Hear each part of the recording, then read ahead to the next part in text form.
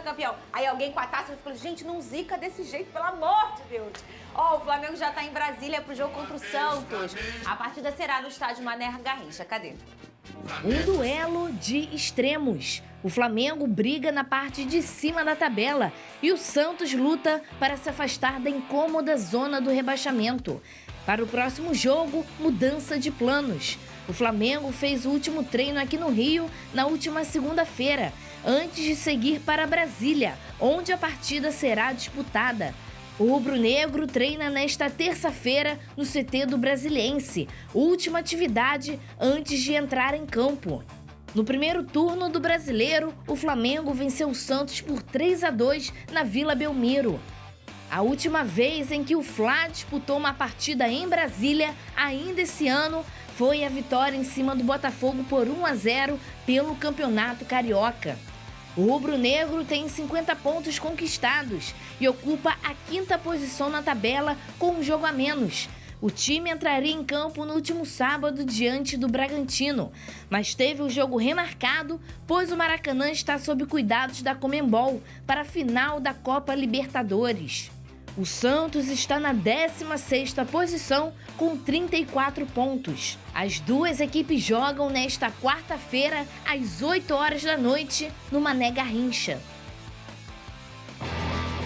Muito bem, a gente explicou ontem por aqui que esse jogo, ele tá no Mané Garrincha, o mandante é o Flamengo, por conta da final da Libertadores. Tem um tempo aí para entregar o gramado e o estádio que vai sediar essa final, que é o Maracanã. Então o Flamengo adiou a partida contra o Red Bull Bragantino, que também, pela 30ª rodada, que também seria no Maracanã, e escolheu levar essa partida contra o Santos para o Mané Garrincha. E será lá esse jogo, Vene Casagrande? Eu queria saber sobre o seu drone, se tem novidade na escalação do Flamengo para esse jogo de amanhã. Então, Fernanda Maia, boa tarde, Lucas Pedrosa. O seguinte, não tem como cravar que esse será o time, porque o Flamengo ainda tem um treino lá nessa tarde, lá em Brasília, né, no CT do Brasiliense, mas o que o Tite esboçou nas atividades preparatórias aqui no Rio de Janeiro me chamou a atenção. A gente tinha uma dúvida aí no meio de campo que quem iria jogar no lugar do Pulgar, e ele recuou o Gerson, botando o Gerson como segundo volante, e no setor ofensivo ele botou o Luiz Araújo para preencher esse espaço ofensivo junto com a Arrascaeta, Bruno Henrique e Pedro. Eu, particularmente, achei interessante a entrada do Luiz Araújo, mas eu sou contra, entre aspas, a ideia de jogar o Gerson como segundo volante recuado, porque na minha visão, o Gerson não consegue mais render nessa posição. Mas a entrada do Luiz Araújo me agrada bastante. Você já falou que não é contra o Gerson como segundo, né? Não, muito pelo contrário. Eu gosto bastante dessa ideia. Acho que o Gerson joga melhor de meia hoje em dia, mas para mim ele tem total capacidade de fazer essa função, tendo um primeiro volante de contenção ali. Então ficaria o Luiz Araújo na direita, o Arrascaeta no meio e o Bruno Henrique na esquerda. Uma espécie de 4-3-3, né? Perfeito. Eu acho que é uma formação muito interessante, principalmente pensando no adversário, porque o Santos não é um time que fica com a bola. Então, por que o Gerson pode funcionar de segundo volante? Porque ele vai ter a bola. O problema do Gerson hoje, para jogar de segundo volante, é quando precisa defender. Só que a tendência do jogo de hoje é o Flamengo dominar a partida, ter as ações do jogo. O Santos é um time muito veloz, com o Soteldo de um lado, pode ser o próprio Speed Mendonça do outro, o Marcos Leonardo, tem o Lucas Lima, que é um cara que cadencia um pouco mais, mas é um time que joga no contra-ataque e não tem condição de dominar um jogo contra o Flamengo.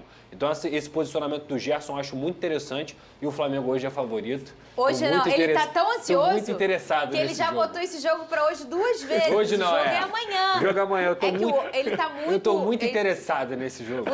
Eu quero saber... Esse jogo muito me interessa. Você, com o seu coração vascaíno, você aprova essa escalação? Eu gosto porque...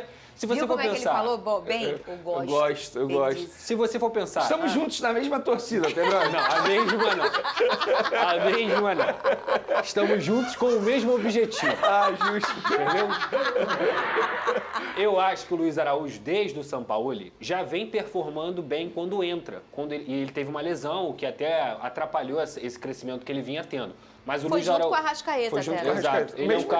Ele é um cara muito agudo, ele é um cara que tem consciência, que entra bem pelo lado direito, que pode dar essa possibilidade ou de cortar para o meio ou levar essa jogada para o fundo e vai ser muito equilibrado. Eita, meu relógio caiu aqui. E vai ser muito equilibrado com o Bruno Henrique na esquerda, o Arrascaeta municiando.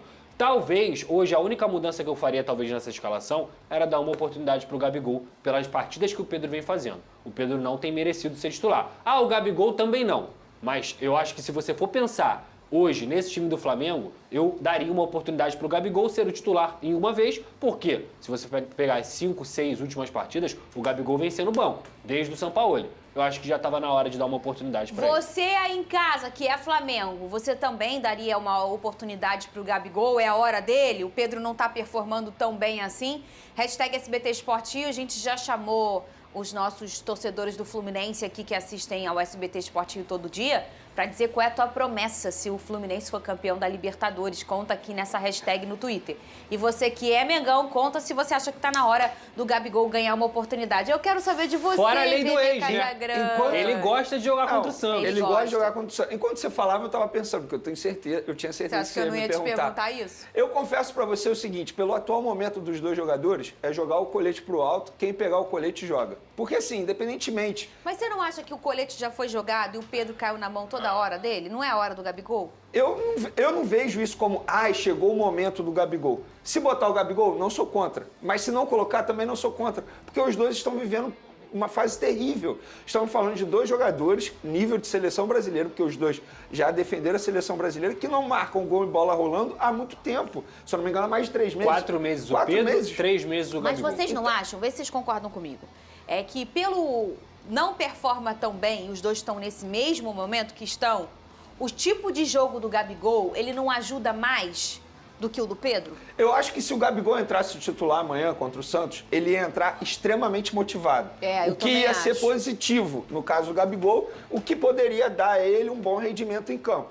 Agora, nada me justifica, ou pelo menos as partidas que o Gabigol vem fazendo, nada justifica, o Gabigol tem que ser titular. Mas se o Tite coloca o Gabigol como titular, eu não acho nenhum absurdo. Assim como eu não acho nenhum absurdo ele manter o Pedro.